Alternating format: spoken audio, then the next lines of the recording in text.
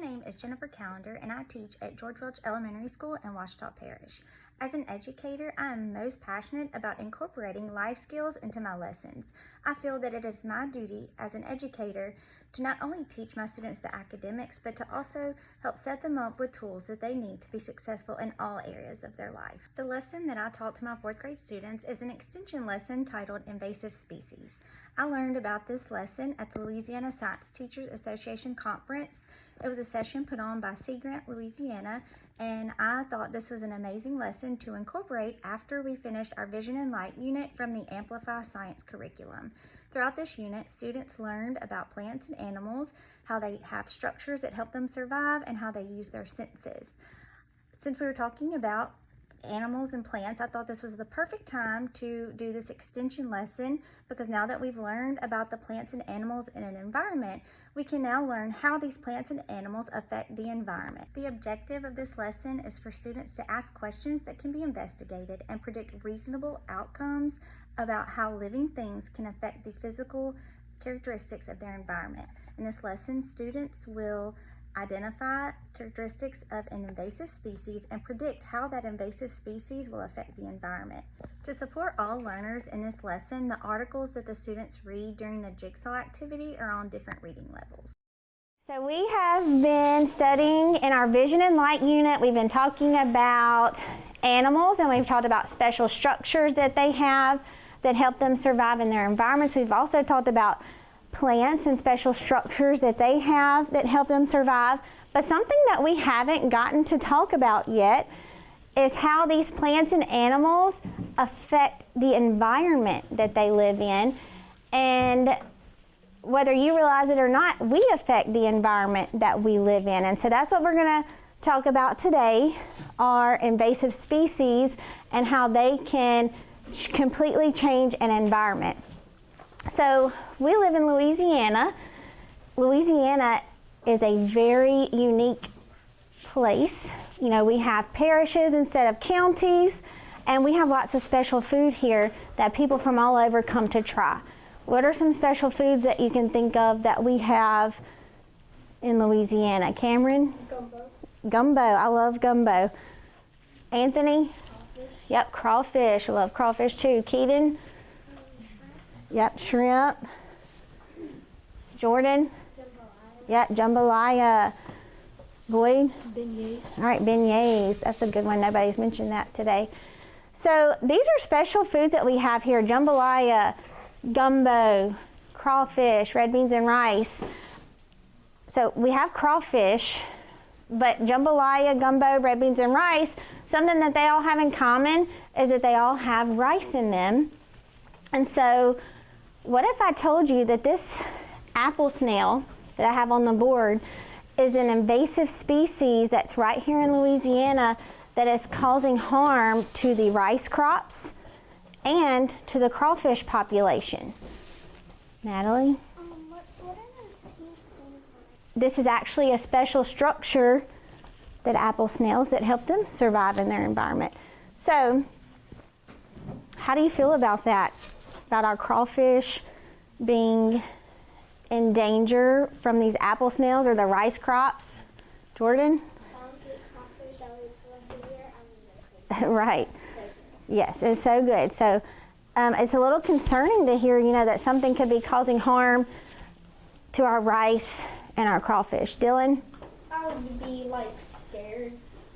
Okay. They're dying, and Yeah, it's kind of worrisome. So we're going to learn about invasive species today. Inside your boxes, there are some Post-it notes.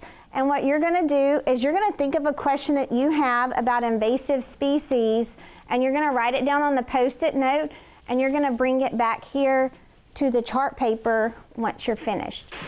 Think of any questions that you have about invasive species. It could be something like, what is an invasive species? Or can any kind of animal be an invasive species? And write your question down and take it to the chart paper. Okay, so just looking at some of our questions, I see lots of what is an invasive species? How can they infect the world? How many invasive species are there?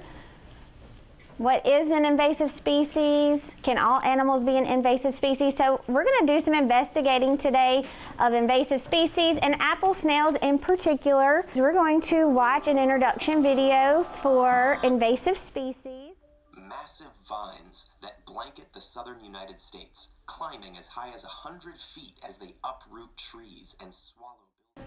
So what are some examples of invasive species and the harm that they can cause? Lillian? The rabbits ate most of the food, causing them and other animals not to eat and starve to death. Exactly. So the rabbits ate up all the food, and so them and other animals in the area didn't have anything to eat. So returning back to your questions that you ask, a lot of you ask, what is an invasive species?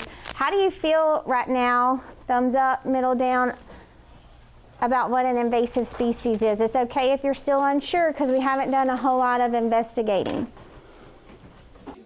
We are going to do a jigsaw activity. It's similar to the one that we did the other day, where you have your expert group that you're going to go research with, and then you're going to have your home group, which is who you're going to come back and share your information with.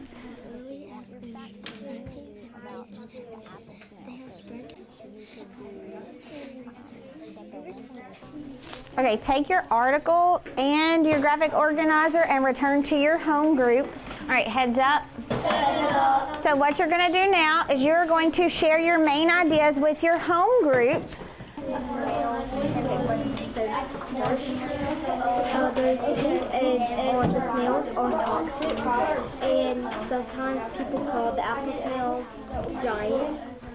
And we're going to share out some interesting things that we learned about the apple snails. What are some interesting things, Jordan? That the apple snails, their pink eggs are toxic. Their pink eggs are toxic. Lucy? They can lay up to 3,000 eggs during the rainy season. Imagine that you work for the Department of Wildlife and Fisheries, and you are in charge of monitoring to examine how the ecosystem is changing.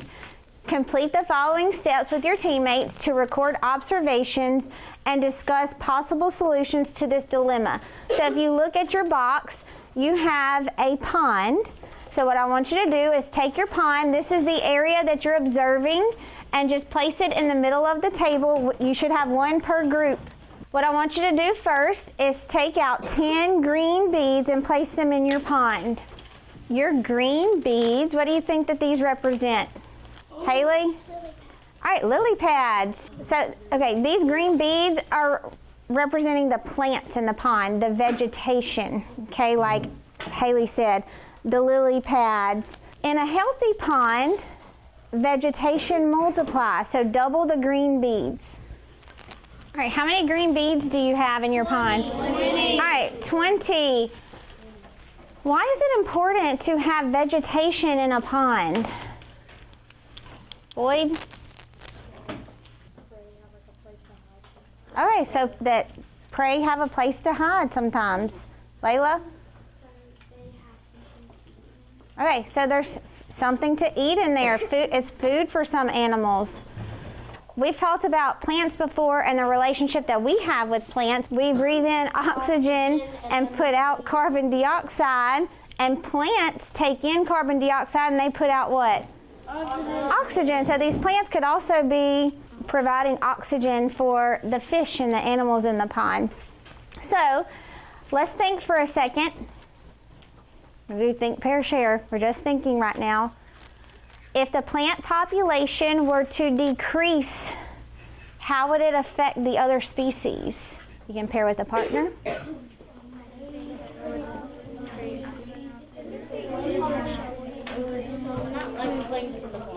All right, heads up.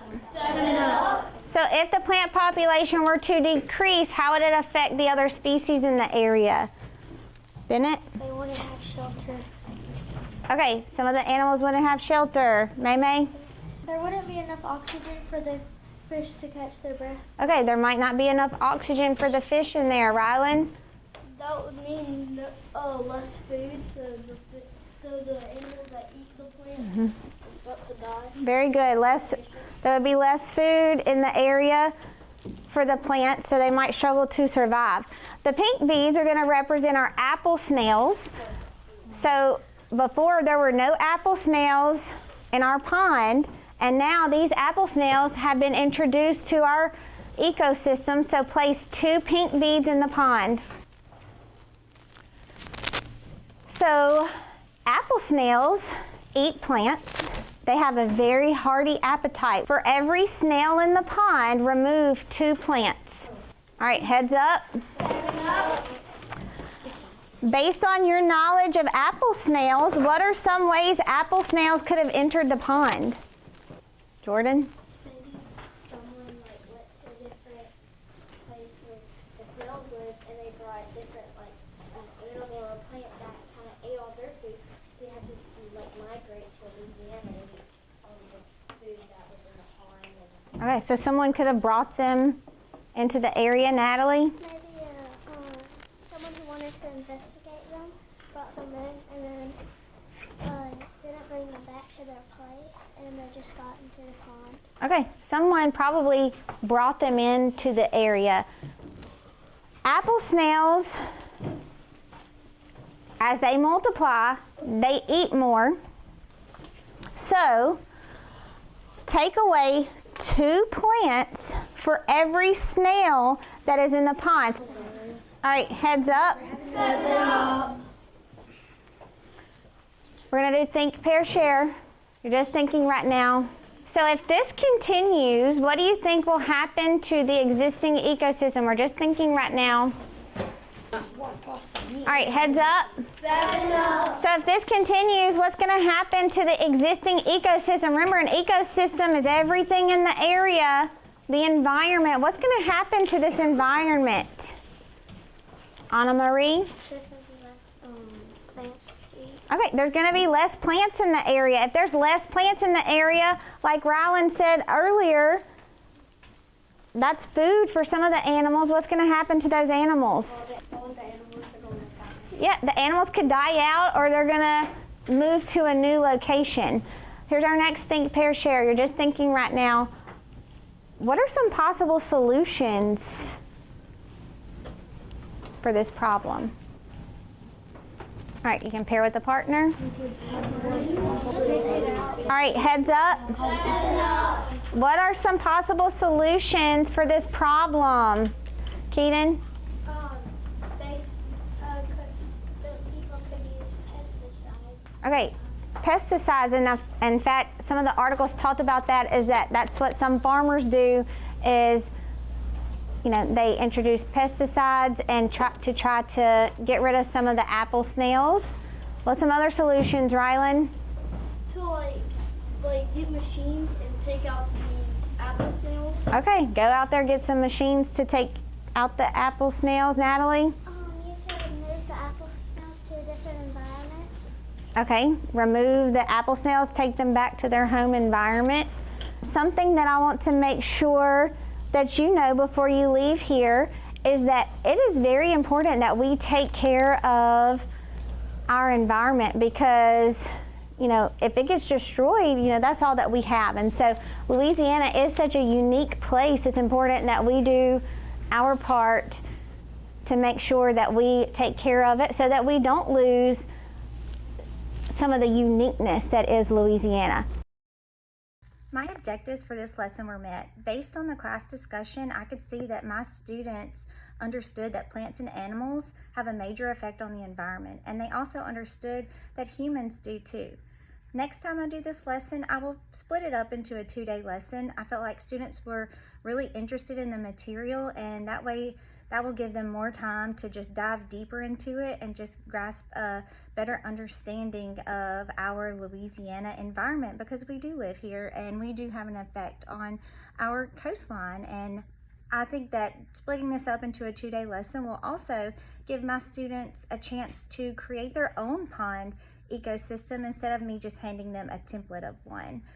The next thing that we have coming up is we will be wrapping up the Vision and Light unit by taking our unit test, and we will be moving on to the next unit in our curriculum, which is Earth's features.